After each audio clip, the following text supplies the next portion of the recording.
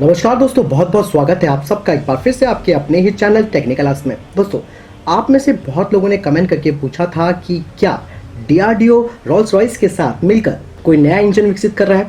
तो आज इस बारे में मैं आपको पूरी डिटेल देने वाला हूं। रोल्स रॉयस डिफेंस के भारत और दक्षिण एशिया के सीनियर वाइस प्रेसिडेंट लुइस डोंगे ने इंडिया ग्लोबल वीक में इस बात की जानकारी दी है कि ये कंपनी भारत के साथ नया इंजन बनाने के लिए साझेदारी की घोषणा करने के करीब है। ग्लोबल वीक में एक ट्वीट में लिखा गया था कि हम इस गेम को चेंज करना चाह रहे हैं। एक नया जेट को बनाने के लिए दो सरकारों के बीच समझौता बिल्कुल करीब होने वाला है और भारत को इससे आईपी भी मिलेगी। दरअसल 2017 में भारत और यूके ने गैस टरबाइन इंजन जैसे उन्नत रक्षा उत्पादों को विकसित करने में सहयोग करने पर सहमति व्यक्त की थी, जिसके बारे में यूके के रक्षा राज्य मंत्री सर माइक फोलन ने ये बात कही थी। वहीं कावेरी प्रोजेक्ट में कुछ कमी की वजह से भारत ने फ्रांस और जीटीआरआई और सैफ्रन ग्रुप की मदद से इसे दोबारा पुनर्जीवित करने की बात यानी कि रिवाइव करने की बात कही थी, लेकिन कुछ कीमतों और लागत के बीच बात नहीं बन पाई, जिसकी वजह से भारत का फ्रांस के साथ इस जेट इंजन को बनाने का जो सपना था वो अधूरा रह गया। वहीं भारत और अमेरिका ने defence technology and trade initiative के तहत जेट इंजन टेक्नोलॉजी और कैरियर टेक्नोलॉजी पर संयुक्त रूप से काम करने के लिए एक समूह को गठित किया था, लेकिन बाद में कई दौर की वार्ता विफल होने के बाद इसे भी समाप्त कर दिया गया था, क्योंकि इंजन का जो मुख्य भाग था वो भारत अमेरिका से मांग रहा था। यानी कि जो कोर सेक्शन था इंजन का, उसकी टेक्नोलॉजी भारत चाहता था अमेरिका से, लेकिन अमेरिका इस बात पे सहमत नहीं हुआ।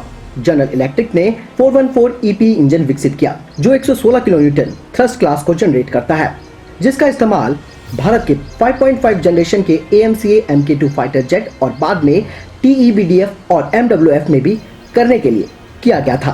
AMCA MK2 विमान MW4 MK2 विमानों के लिए विकसित F414 INS6 single engine variant का उपयोग TEBDF और AMCA Mark 1 वेरिएंट में किया जाना है।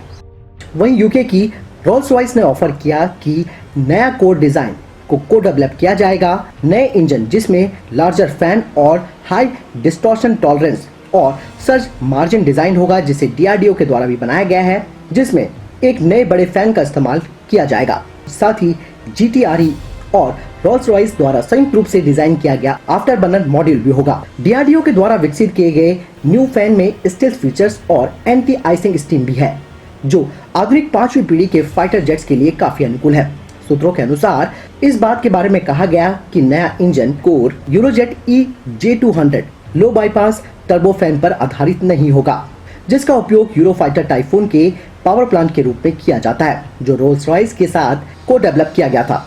लेकिन यूरोजेट में कई आईपी राइट्स यूके के हाथ में है। टर्बोजीएम कंसोर्टियम जो उन्हें बनाता है, वे इसे भारत के साथ मिलकर इसको स्क्रैच लेवल से बनाएगा, जिसमें आईपी के राइट्स भी इंडिया के पास होंगे। रोल्स रॉयस का दावा है कि नया इंजन कोर यूरोजेट EJ2000 कोर की तुलना में अधिक उन्नत होगा और इसे नए थर्मल सिग्नेचर प्रबंधन की सुविधा जो डीआरडीओ फैन के साथ टरबाइन के साथ साथ एग्जॉस्ट एयर को ठंडा करने के लिए उपयोग किया जाएगा। इंजन में बदलती हुई भारतीय जलवायु परिस्थिति में प्रभावी उपयोग के लिए अधिक प्रभावी स्टार्टर जनरेटर की सुविधा होगी और इंजन का ड्राइव वेट भारत की धूल भरी परिस्थिति में संचालित करने के लिए कोर और पंखे के साथ 1 टन से कम होगा। गैस टरबाइन रिसर्च एस्टेब्लिशमेंट यानी कि GTRE, Indian Rare Earth Limited यानी कि IREL और मिश्रा धातु निगम लिमिटेड और भारत फोर्स कुछ प्रस्तावित सार्वजनिक निजी क्षेत्र की जो कंपनियां हैं वो इस इंजन के विकास में महत्वपूर्ण भूमिका निभाएंगी। 110 किलो न्यूटन जेट इंजन का नेतृत्व डीआरडीओ और रोल्स रॉयस ज्वाइंट वेंचर करेगी, यानी कि निजी भागीदारी के साथ साथ ही सरकारी भागीदारी के साथ भारत विदेशी फर्म के साथ जो कि रोल्स रॉयस है उसके साथ मिलकर जॉइंट वेंचर के माध्यम से 110 किलो न्यूटन जेट के इंजन का विकास करेगी। यानी कि बात पूरी तरीके से है कि आने वाले दिनों में आपको जल्द ही भारत का स्वदेशी इंजन जॉइंट वेंचर के रूप में बनता हुआ दिखेगा। साथ ही भारत इसका इस्तेमाल आने वाले अपने फाइटर जेट्स में भी करेगा। कुल मिलाकर आप ये कह सकते हैं कि डीआरडीओ और रोल्स रॉयस एक जॉइंट वेंचर बना सकते हैं नए जेट इंजन के डेवलपमेंट के लिए। दोस्तों, इस वीडियो के लिए इतना ही। इस वीडियो के संबंध में कोई प्रश्न है आप जरूर मुझे कमेंट सेक्शन में लिखकर पूछ सकते हैं।